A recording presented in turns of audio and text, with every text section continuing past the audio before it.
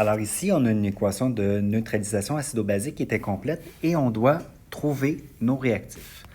Donc, on nous demande d'écrire l'équation de dissociation du sel incluant le calcul des charges. Donc, notre sel, ici, c'est le CaCl2 puisque je commence avec un métal et je finis avec un non-métal. Donc, dissociation, CaCl2. Quand je dissocie un sel, je le coupe après le métal ou NH4. Mon Ca se sépare et je vais produire 2 Cl. Maintenant, avec le tableau périodique, le Ca, c'est le numéro 20 de la famille 2. On fait la règle de l'octet, donc il veut ressembler à la configuration électronique du gaz inerte le plus proche, c'est-à-dire l'argon avec numéro 18. Donc, il doit perdre 2 électrons. Sa charge va être 2+. On peut faire la règle de l'octet également pour le Cl ou tout simplement le trouver par calcul. J'ai une molécule électriquement neutre, j'ai un atome de Ca qui est 2+, et j'ai 2 atomes de Cl dont la charge est actuellement inconnue. Je dois donc avoir un moins pour arriver globalement à 0. J'ai donc trouvé ma charge du Cl-. D'habitude, quand on fait une dissociation, on travaille avec des solutions aqueuses. Formule chimique de l'acide.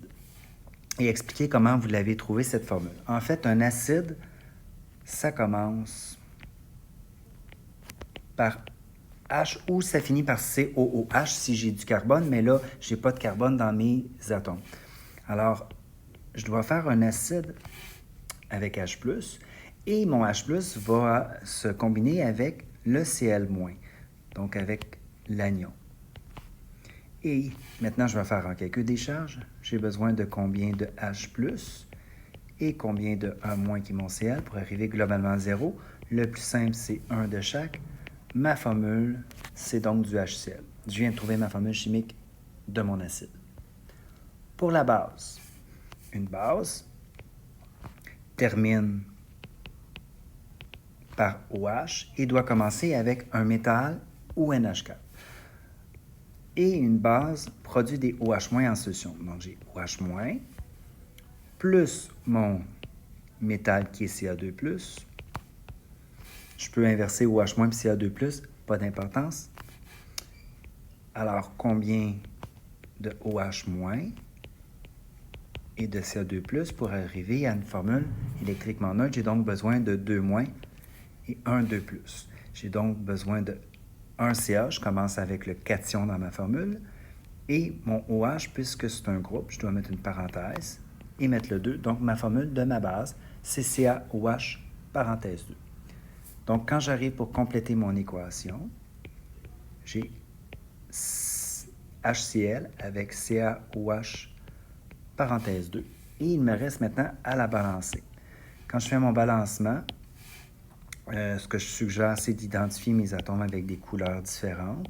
C'est plus visuel.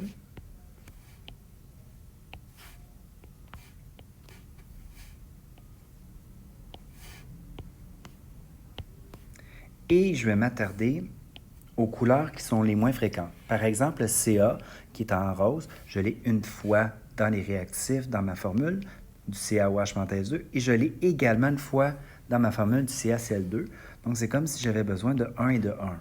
Le 1, généralement, on ne l'écrit pas, mais pour qu'on voit visuellement qu'on s'en est occupé, je l'ai écrit. Maintenant, j'ai le choix de balancer soit le H ou le O.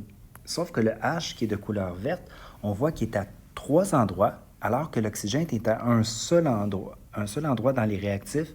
Alors, il y a moins de chances de se tromper. Il ne faut juste pas oublier de multiplier notre coefficient 1, le multiplier par l'indice du O1 et, parce qu'il est entre parenthèses, parce que c'est une distributivité, donc j'ai 2 oxygènes, 2 divisé par 1, 2.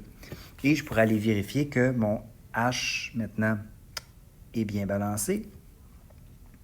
Alors, 2 fois 2, 4. Je vais juste enlever ça ici. Donc, j'ai 4 hydrogènes. Ici, 1 fois 1 fois 2, j'en ai 2. Il m'en manque donc 2 et j'en ai juste 1. Alors, je vais écrire un 2 ici. Et mon H est balancé. J'aurais pu même faire ça un peu plus simple puis m'occuper du Cl. 1 fois 2, j'ai 2 Cl. Donc, j'aurais dû mettre un 2 pour avoir 2 chlores. ça m'aurait donné la même valeur.